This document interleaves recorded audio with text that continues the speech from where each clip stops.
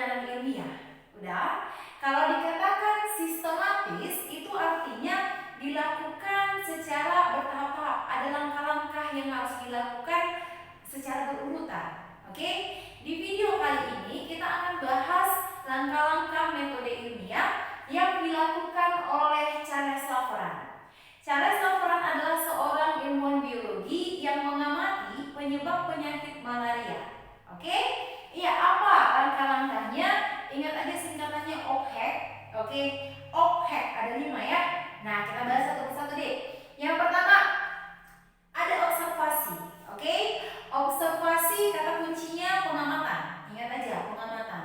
Jadi kalau dikatakan pengamatan, ini dilakukan mengamati menggunakan indera gitu ya, menggunakan bahan alat yang misalnya alat ukur gitu kira-kira. Oke? Nah, jadi kalau di sini Charles Laveran pengamatan yang dilakukannya apa, ya kan? Nah, di sini dia melakukan pengamatan terhadap darah orang yang menderita penyakit malaria. Sudah, pastinya ini menggunakan mikroskop ya. Dia ambil darah orang yang penderita malaria, pastinya ini nggak satu orang aja ya, dari sekian orang. Oke, diamatilah bahwa ternyata pada darah orang yang menderita malaria terdapat suatu benda asing yang berbentuk cincin, ya, berbentuk lingkaran dia. Oke, di sini kita singkat dia BABC ya, benda asing berbentuk cincin yang seharusnya ini tidak ada di darah orang yang normal. Bisa ya? Nah, itulah pengamatan yang dilakukannya. Diamati di darah orang yang menderita malaria terdapat benda asing yang berbentuk cincin.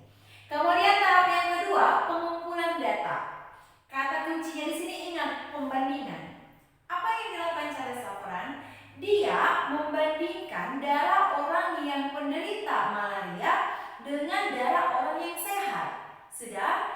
Nah, dia menemukan bahwa tadi orang yang malaria ada benda asing yang berbentuk cincin, sementara orang yang sehat tidak terdapat benda asing yang berbentuk cincin tersebut. Oke? Dari pengumpulan data ini diambillah kesimpulan, ya, tapi ini masih bersifat sementara, artinya belum pasti.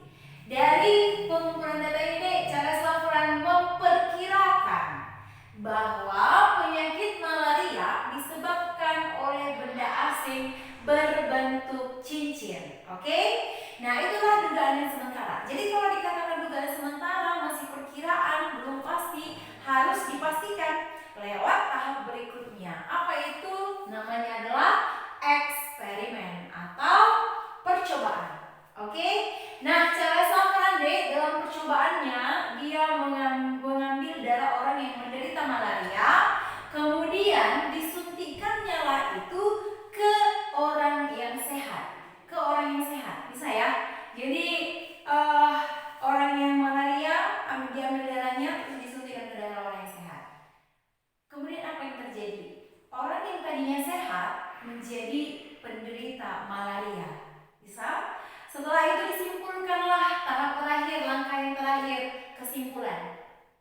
Disimpulkanlah bahwa ternyata penyakit malaria itu disebabkan oleh benda asing yang berbentuk cincin tersebut setelah dilakukan eksperimen tadi. Bisa ya? Nah, jadi penelitian dari Charles Laveran ini itu dilanjutkan oleh seorang ilmuwan bernama Ronald Ross. Nah, dia melihat bahwa penelitian ini, benda asing berbentuk cincin ini adalah golongan protozoa, yaitu sporozoa. Nama spesiesnya adalah Plasmodium. Dia ini penyebab malaria yang bisa masuk ke dalam tubuh manusia melalui vektor atau perantara, yaitu nyamuk Anopheles. Bisa ya? Oke, itu tadi ya. Jadi kalau yang namanya penelitian pasti nanti akan menjadi sebuah karya ilmiah ya, akan berupa suatu laporan ilmiah. Untuk membuat laporan ilmiah itu ada langkah-langkahnya juga. Yang pertama judul ya, pasti judul. Kemudian nanti ada pendahuluan. Di pendahuluan ini nanti berisi kata pengantar, kemudian daftar isi ya, itu dia. Kemudian ada tinjauan pustaka. Tinjauan pustaka ini adalah teori ya, dari literatur ataupun dari referensi yang mendukung terhadap penelitian tersebut.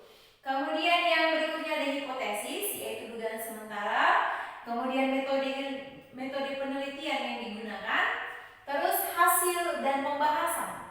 Oke.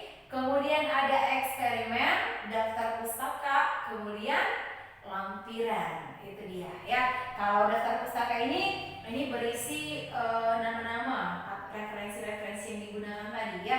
Kemudian kalau lampiran ini berisi data-data atau tabel, grafik dan sebagainya yang mendukung tentang hasil penelitian itu. Bisa ya? Oke, itulah dia deh untuk langkah-langkahnya dan membuat laporan ilmiahnya. Di sini kita bahas dari soal pengantar yang ada di modul kita. Coba kita lihat di sini ada dikatakan, Charles Laveran menduga BABC, benda asing berbentuk cincin, adalah penyebab penyakit malaria. Langkah ini termasuk A. Eksperimen, B. Hipotesa, C. Observasi, D. Kesimpulan, E. Analisa data. Oke, kalau dikatakan menduga, ini kata kuncinya D, menduga.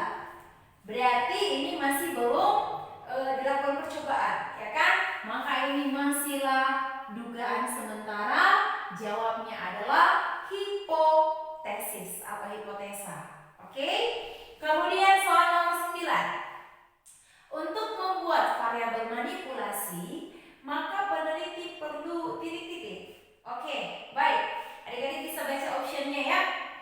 Ya, variabel dalam penelitian kakak jelaskan ya. Kalau variabel pada penelitian itu ada 3 jenisnya. Yang pertama, ada yang namanya variabel manipulasi. Ini dia, atau sering dikenal dengan variabel bebas. Ini adalah variabel yang dibuat perlakuannya itu secara berbeda-beda. Oke, perlakuannya berbeda-beda, dapat diubah-ubah, maka dia nanti mempengaruhi variabel yang terikat. Oke, jadi yang jenis yang kedua ada variabel terikat. Variabel terikat ini adalah yang mengalami pengaruh dari perbedaan variabel bebas. Bisa ya?